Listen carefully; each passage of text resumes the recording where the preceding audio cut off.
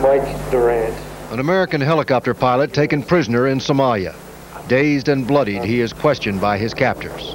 Innocent people being killed is not good. One of 6 U.S. soldiers listed as missing in the heaviest fighting yet in Mogadishu. 12 American soldiers killed, 78 wounded.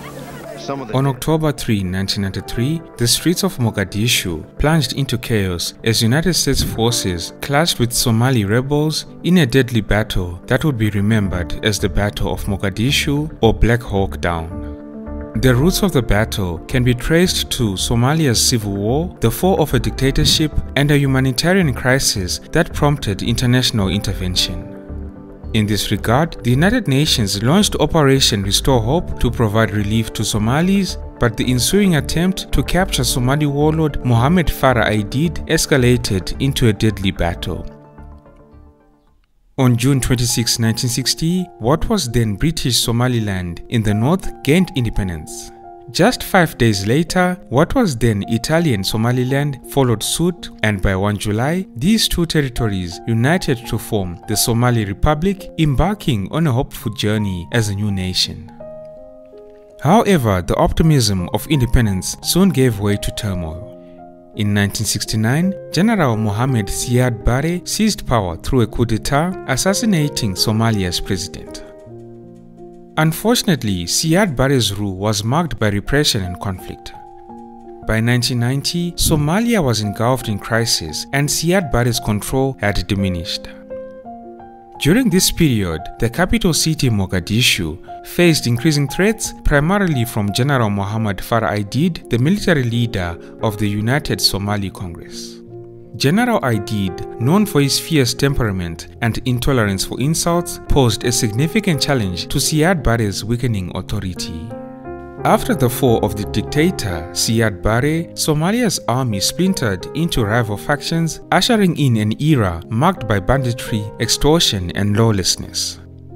The departure of Siad Barre did not bring peace, and instead it sparked a protracted and violent power struggle within the United Somali Congress.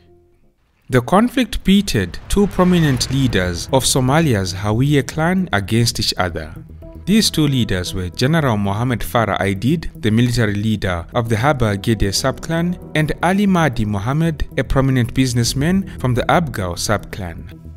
While General Aidid was still preoccupied with chasing Siad Barre's forces as they withdrew into southern Somalia, Ali Mahdi Mohammed proclaimed himself head of a new government in Mogadishu.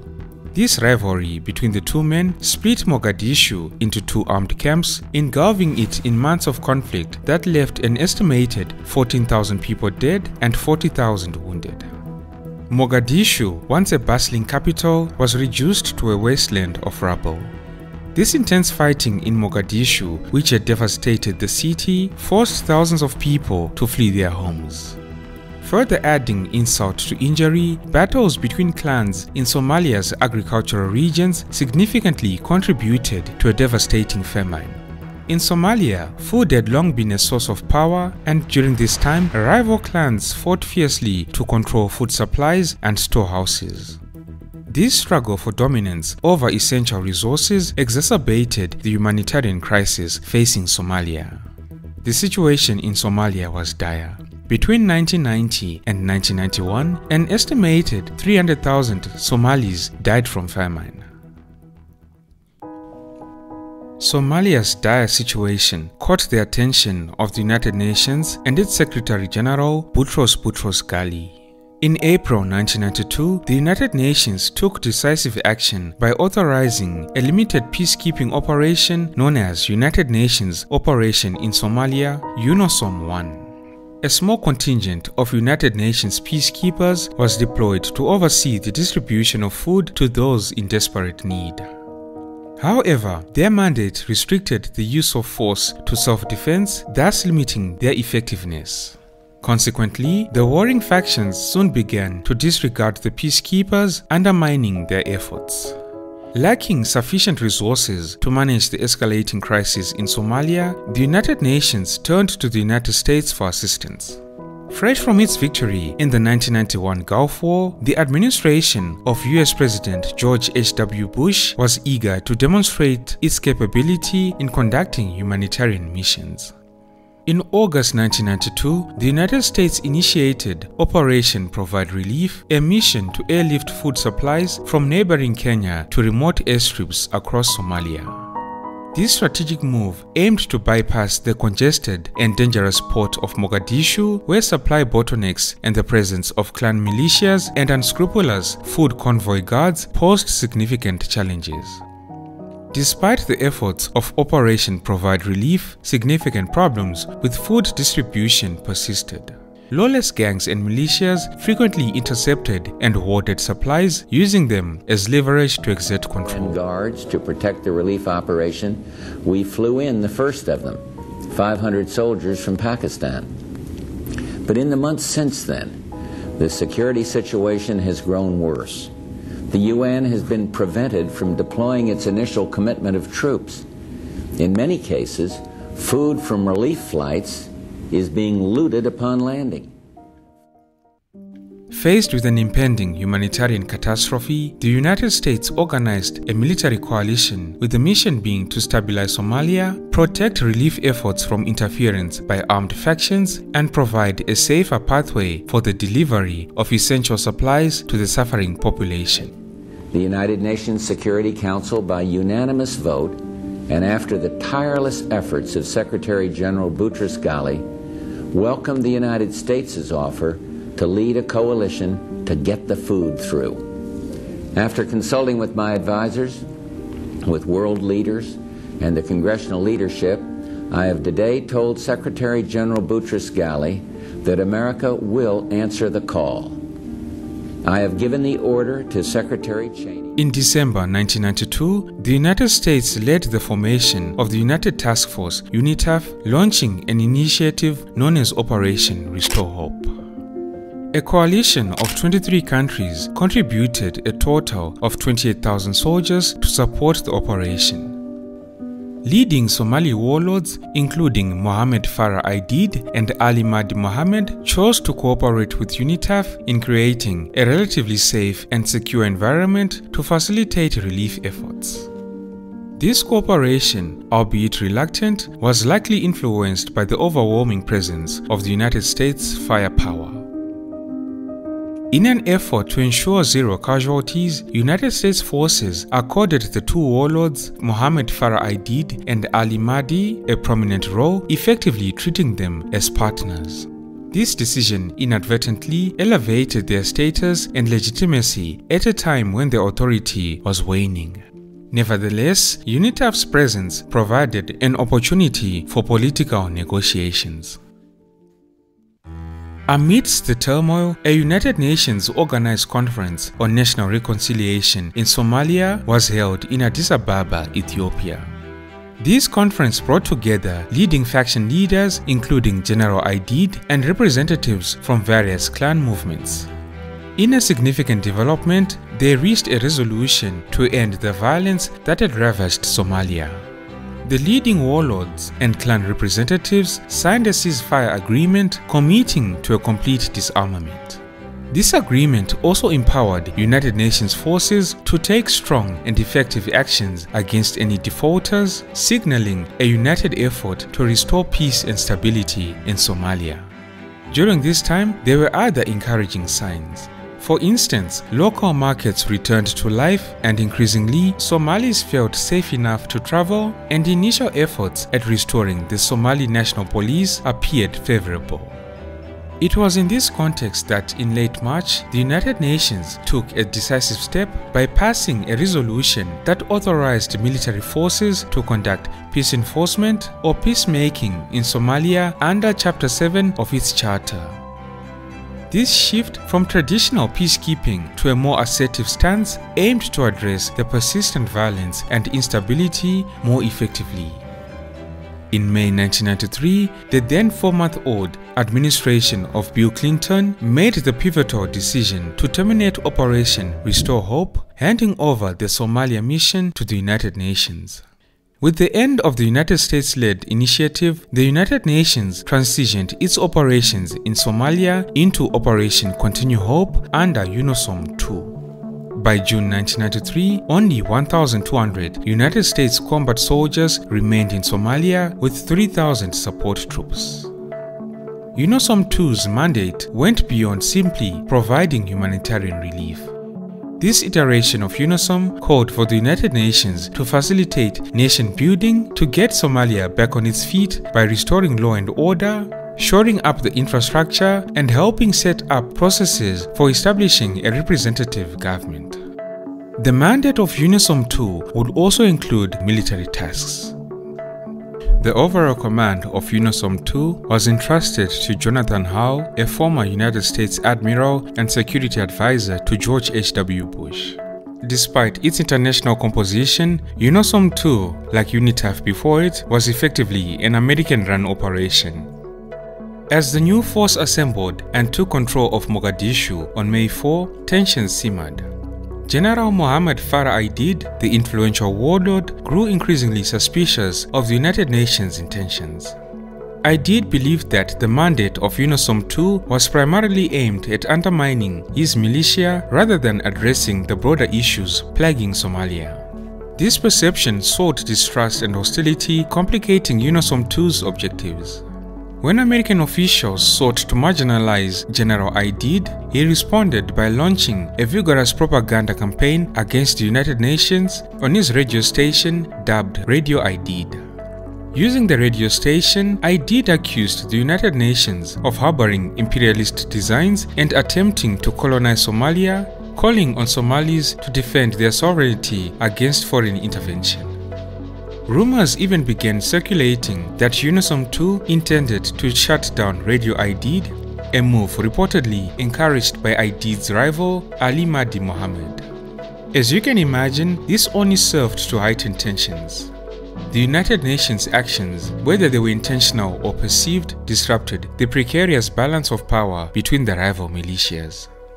Additionally, attempts by UNOSOM II to implement disarmament policies only served to heighten tensions in Mogadishu.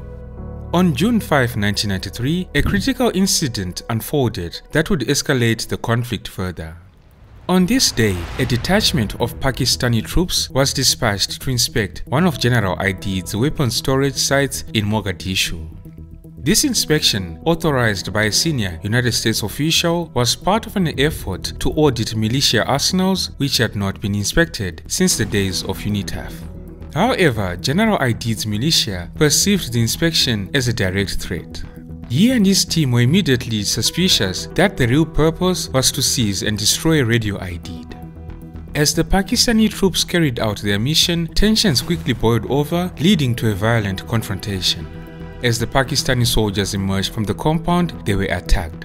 Shots were fired, resulting in 25 Pakistani soldiers being killed, with 10 being reported missing and 54 being wounded. The next day, the United Nations Security Council adopted a more aggressive posture toward General Aidid, calling for additional troops and equipment from member nations. A few days later, on June 17, Admiral Jonathan Howe inadvertently elevated General Aidid's status to that of a folk hero by publicly declaring him an outlaw and holding him responsible for the recent attacks. Determined to bring Aidid to justice, Admiral Howe sought his capture and pursued an arrest warrant. Despite these efforts, Aidid proved to be elusive. Day after day, the manhunt continued, but Aidid always managed to stay one step ahead of his pursuers. He maintained his defiant stance, even occasionally giving media interviews to bolster his image and rally support. The peacekeepers were no longer merely maintaining order, they were now actively engaging in conflict with Aidid's forces. On 2 July, 3 Italian troops were killed and 21 wounded in an ambush in Mogadishu. To further up the ante, on 12 July 1993, Admiral Howe ordered an attack on Aidid's headquarters at Abdi House in Mogadishu using helicopters and TOW missiles. Despite UNOSOM's efforts, General Aidid was not present during the raid on his supposed hideout, and this misstep by UNOSOM had severe repercussions. In the aftermath of the raid, 4 Western journalists covering the operation were brutally killed by hostile Somalis. By late July, the situation in Mogadishu had deteriorated further. The final impetus for a more robust response from the United States came with this increased danger to American forces. And so, in response, the White House decided to deploy special forces to Mogadishu. A formidable team of 400 Army Rangers and a Delta Force squadron of 430 commandos were dispatched to the city, tasked with capturing key militia leaders and restoring order. Unfortunately, Task Force Ranger faced significant challenges from the outset. For instance, on August 30, 1993, Delta Force launched a raid aimed at crippling Aidid's operation by capturing his key aides and dismantling his military infrastructure. However, this raid did not go as planned. The Special Forces team descended from helicopters on ropes, but in a critical area, they mistakenly targeted a villa that housed United Nations development staff instead of Aidid's associate. Subsequent raids by Task Force Ranger fared no better. In one notable instance, an assault force mistakenly stormed the residence of a Somali general who was being groomed by the United Nations to lead the new police force. In the confusion, the United States forces arrested the general along with 38 other members of the Abkau clan. On October 3, 1993, US forces launched a high-stakes snatch-and-grab mission to capture 2 of Mohamed Farah Aidid's top lieutenants. The operation's target was a white 3-story house in the heart of Mogadishu, where leaders of Aidid's Haba Gede clan were reportedly gathering. The plan was meticulously crafted. Rangers would be transported by helicopter, descending on ropes to encircle the building swiftly and effectively.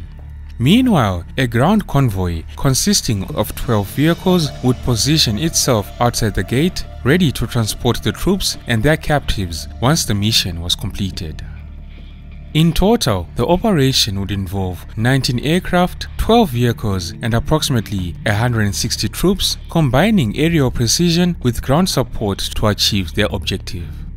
Confidence was high as a team of United States Black Hawks flew in formation from the United Nations compound on the outskirts of Mogadishu toward the city center. The operation was intended to last an hour or 2. Unfortunately, the ground convoy encountered numerous barricades that had been hastily erected by local militias, thus halting their advance. Within moments, the situation had escalated dramatically. The surrounding neighborhood erupted into chaos akin to a hornet's nest being disturbed. There and then, thousands of armed Somali fighters and civilians flooded the streets, seizing weapons and converging on the area. They erected more barricades, effectively trapping the ground convoy and cutting off key routes. The intense coordinated response from the local militias caught the United States forces off guard, turning the streets of Mogadishu into a battlefield. Both the helicopter strike force and the ground convoy were now engulfed in firefights. Bursting into the target house, the snatch squad managed to round up 24 Somalis, including Aidid's close associates, but their mission had now gone haywire. One helicopter landed on a block north of his target and couldn't move closer because of ground fire. A ranger fell from his rope and had to be evacuated. Also, the insurgents shot down 2 American Black Hawk helicopters with rocket-propelled grenades. When about 90 US Rangers and Delta Force operators rushed to the rescue, they were immediately met with a ferocious barrage of gunfire, finding themselves surrounded and entrenched in a desperate overnight battle. At this point, the mission's objective had now shifted to defending the downed Black Hawk helicopters and ensuring the survival of the crashed survivors. This battle went on even during the night, and throughout the night, American forces held their ground against relentless attacks from Somali militias. On the morning of October 4, a UN armored convoy launched a concerted effort to break through the encirclement. Fighting their way through intense resistance and suffering additional casualties, the convoy managed to reach the downed helicopters. After a prolonged and brutal engagement, the convoy successfully extracted the survivors, bringing an end to the immediate battle. This harrowing episode, intended to be a swift operation, had evolved into a grueling 15-hour ordeal. The exact number of Somali casualties from the battle is not known, but estimates range up to 3,000 to 4,000 people. The United States Pentagon initially reported 5 American soldiers had been killed, but the final figure rose to 18 dead and 73 American soldiers wounded, the largest United States casualty toll since the Vietnam War era. After the battle, dead American soldiers were dragged through the streets by Somalis in scenes shown on international television, prompting in the United States great public outcry. The Somalis celebrated the battle, though for them it was a victory won at the cost of thousands of Somali lives.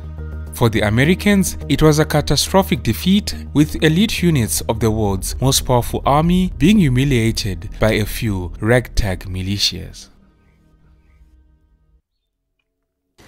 My fellow Americans, today I want to talk with you about our nation's military involvement in Somalia. A year ago, we all watched with horror as Somali children and their families lay dying by the tens of thousands, dying the slow, agonizing death of starvation. A starvation brought on not only by drought, but also by the anarchy that then prevailed in that country.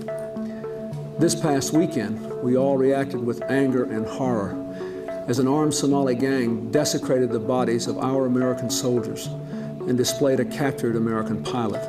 All of them soldiers who were taking part in an international effort to end the starvation of the Somali people themselves. These tragic events raise hard questions about our effort in Somalia. Why are we still there? What are we trying to accomplish? How did a humanitarian mission turn violent? And when will our people come home? These questions. United States Army officer Mike Durant, who had been taken captive by General Aidid's men during the battle, was released along with a Nigerian prisoner on 14 October. The disastrous result of the raid ultimately led to the administration of Bill Clinton to change course and withdraw United States forces from Somalia by March 1994.